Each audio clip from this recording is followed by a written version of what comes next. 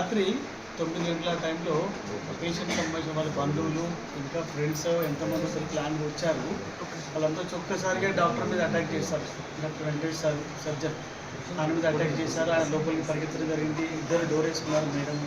Madam sir ఇద్దరు అంతమంది ఒక్కసారిగా పైనపడి డోర్లు పగలగొట్టి సార్ వాళ్ళ మీద అటాక్ చేసి బిట్టలు పోసి అంటిస్తాం మీరు బయటకు వస్తామని చెప్పి చాలా భయపెట్టారు వాళ్ళందరినీ.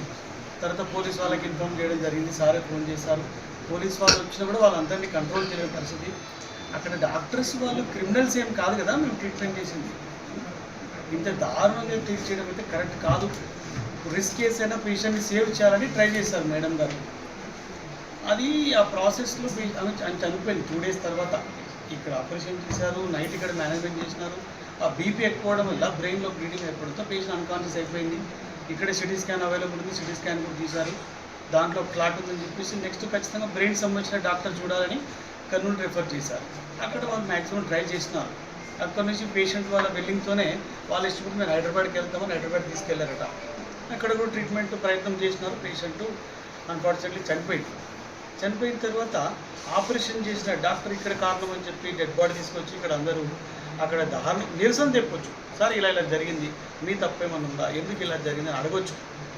కానీ ఏదో క్రిమినల్ని అటాక్ చేసినట్టుగా దారుణంగా అంతమంది వచ్చి హాస్పిటల్ మీద కాడి ఒకేసారి చంపేస్తాం మిమ్మల్ని అంటే అంతా భయభ్రాంతులు చేస్తే రేపు పొద్దున ఏ చిన్న కేసు కూడా హ్యాండిల్ చేయడానికి భయపడతారు డాక్టర్స్. ఆల్రెడీ ఇలాంటి కేసులు చాలా జరిగాయి. ఐజాలో జరిగాయి, మన గద్వాలో కూడా చాలా హాస్పిటల్ జరుగుతూ ఉన్నాయి. మీడియా వాళ్ళు మీరు కూడా చాలా సపోర్ట్ చేయాలి. డాక్టర్స్ మీద ఏం చేస్తున్నారో చెప్పండి. మా గురించి పాజిటివ్ చెప్తున్నాం కాదు. డాక్టర్స్ ఏం చేస్తారు, ఒక ప్రాబ్లం వస్తే దాన్ని ఐడెంటిఫై చేస్తాము. ఈ పుస్తకాలు ఆల్రెడీ ఇన్వెస్టిగేట్ చేసి ఏ మెడిసిన్ ఏ రోగానికి వాడాలో వాళ్ళే తయారు చేసి ఉంటారు, మేమే తయారు చేయం. ఆ విధంగా ప్రిస్క్రైబ్ చేస్తాం. పేషెంట్స్ యొక్క వాళ్ళ ఇమ్యూనిటీ లెవెల్స్ వాళ్ళు ఎలా ఉంటారు దాన్ని బట్టి కొందరు ఫాస్ట్గా రియాక్ట్ అవుతారు, కొందరు రియాక్ట్ అవ్వరు, కొన్ని కేసు కాంప్లికేట్ అవుతారు, డెత్ అవుతారు. ఈ డిసీజ్ ప్రాసెస్ అంతా రోగం వచ్చేంత ఇండ్ల కాడ వస్తే రోగాలు, హాస్పిటల్కి వచ్చాక రోగం రాదు. ఆ రోగాన్ని మేము ట్రీట్మెంట్ చేసే ప్రాసెస్లో పేషెంట్ ఏమైనా చనిపోతే రోగాన్ని మేమే ఎక్కించి మేమే చంపినట్టుగా ట్రీట్ చేస్తూ ఉన్నారు. ఇది చాలా దారుణమైనటువంటి ప్రవర్తన. ఏమనంటే మేము అందరం సాఫ్ట్గా మేము ప్రిపేర్ అయి ఉంటాం గొడవ చేయడానికి. వాళ్ళు పెద్ద హాస్పిటల్ అంతా డివిజన్ లోన్లు ఉంటాయి, ఎంతో కష్టం ఉంటుంది. 100-150 మంది స్టాఫ్ ఉంటారు. అంతమంది కష్టపడితో పేషెంట్ ట్రీట్మెంట్ జరుగుతాయి.